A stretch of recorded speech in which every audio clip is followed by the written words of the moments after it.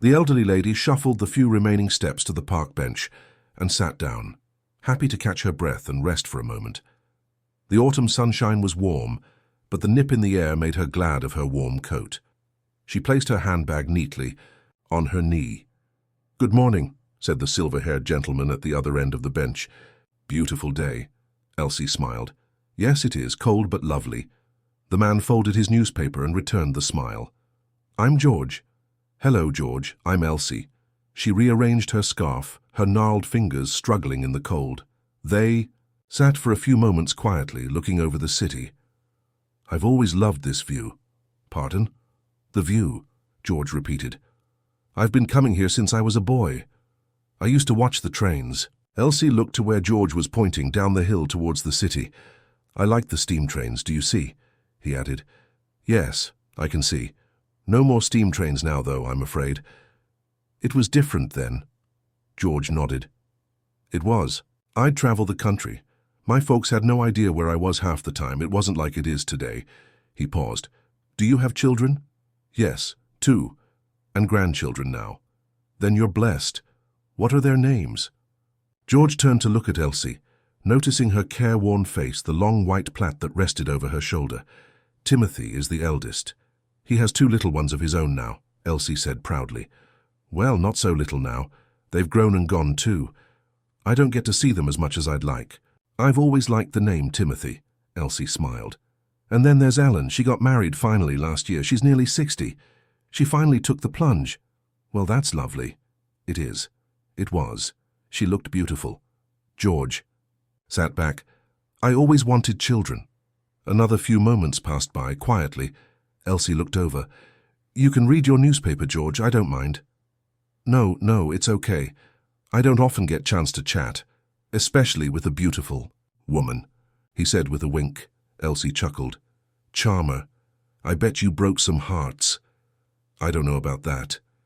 "Did you grow up around here then?" "Yes," replied George. "Not far. And I went to school here too. Calder something."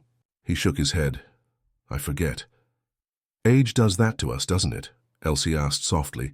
George shrugged. "I guess it does." She sighed. "It takes away the most precious things. Our bodies, our minds, our memories."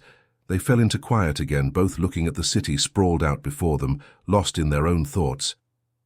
"May I ask you something, George?" He turned to look at her again. "Of course." "Have you ever married?" George shook his head. "No, I never married. There was a girl I knew once. I forget her name." "Have you?" "Yes. I was lucky enough to marry my best friend, the love of my life." "Well?" "That's wonderful."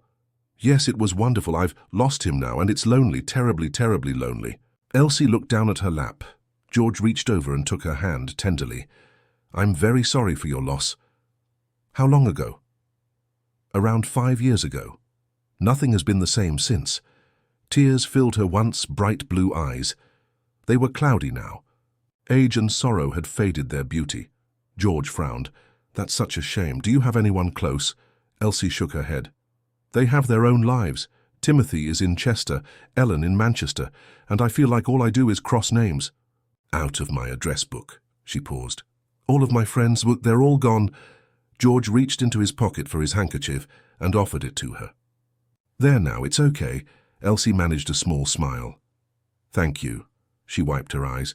"It's silly. You must think I'm an old fool sitting on a bench crying." "Not at all." "Well, I feel like an old fool. I should be glad of what I have. I'm still here. My children are happy and healthy. You were right, I have been blessed." George looked puzzled. "What? A minute ago you said I was blessed for having my children." "Oh, that's right." He shook his head. "I'm more forgetful the older I get." Elsie tried to pass the handkerchief back, but George refused. "Keep it, I have plenty." "Okay, I will, thank you." She opened her handbag and tucked the handkerchief inside. She snapped it shut again. "It's a funny old life, George, don't you think?" He tilted his head, not understanding. "In what way?" "I just can't believe I'm here, at the end of my life. And what do I really have to show for it?" George didn't reply. "I don't feel any different than I did 10 years ago. 20 years ago even. And now when I look in the mirror, an old woman looks back. She sighed. It all feels so pointless. George cleared his throat. I don't know how to help you with that one, I'm afraid, he said, a little uncomfortably. I know, George, I don't expect answers. I just wanted to say it out loud. Quiet fell again. I used to take the trains, you know, all around the country. Yes, you said. George laughed. I did?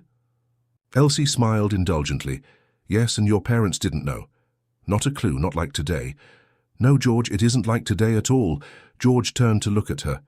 Do you know, you seem really familiar. Have we met before? Elsie sighed. Yes, we have met. George frowned. And it's time we went home. This cold is getting right to my bones. George continued to frown. Come on, I've got a casserole in the oven. And then it's time for the racing. You like the racing? She stood stiffly, then held her hand out. She smiled encouragingly. Come on, George. Home time. George stood, still frowning. Home? Yes, sweetheart. Home. And we can. Ring Tim later and see him on the screen, remember? George nodded slightly and stood. Don't forget your paper. The elderly couple walked away from the park bench, where they had sat every Sunday morning for the past 50 years, hand in hand, back to the house where they had raised their children. Empty now, thought Elsie, as she led her husband back through the park. Entirely empty.